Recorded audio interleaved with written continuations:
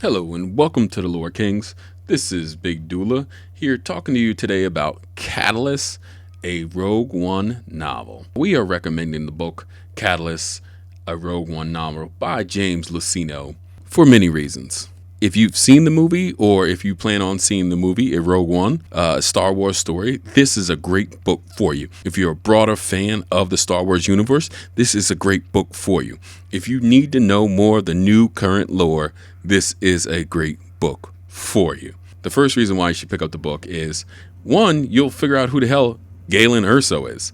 In the movie, they talk about him the entire movie and why he's so important. And though he does make a brief appearance, you really don't understand his true importance. Now, in the book, they will get into detail why he was so important in building the Death Star and why no one else could do it. It would also give you a broader perspective of what he did and the personality type he was and why him helping the Empire was such a big deal. The second reason to read this book is that you will understand the relationship between Galen Erso and Krennic more, Orson Krennic. Now, Orson was in charge of the whole Death Star project, getting it up to speed and getting it ready.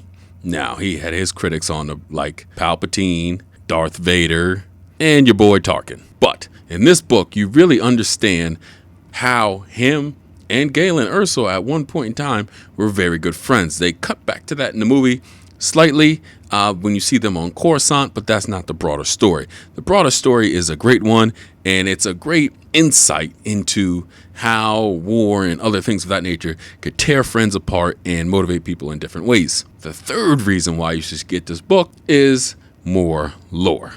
Now, in this book, it fills in a lot of holes. Not only did the movie make episode 4 better, if you read the book, it'll make the whole first trilogy better.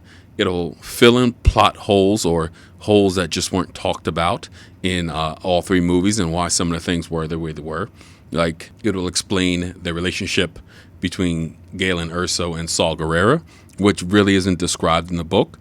Really wasn't described in the movie, but in the book it goes into greater detail and why he would entrust that man with his daughter. It goes more into the kyber crystal and why it is so important. They briefly touch on it, but it kind of breaks down the science of it, and it's very interesting. It's very fascinating to learn more about the crystal that powers the lightsaber. And last but not least, it'll talk about why there's a second Death Star.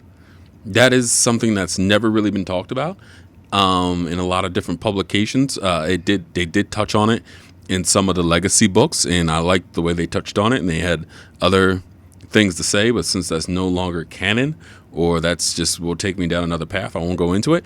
But in this universe, in the cinematic universe, and now the new lore universe, they never talk about why there's 2 Death Stars. And then in this one, they will talk about why the second Death Star exists, who built it, and how it got there. This is your boy Big Dula here on the Lore Kings. Watch, like, comment, subscribe. Run out, check out the book. We have the link below. Peace.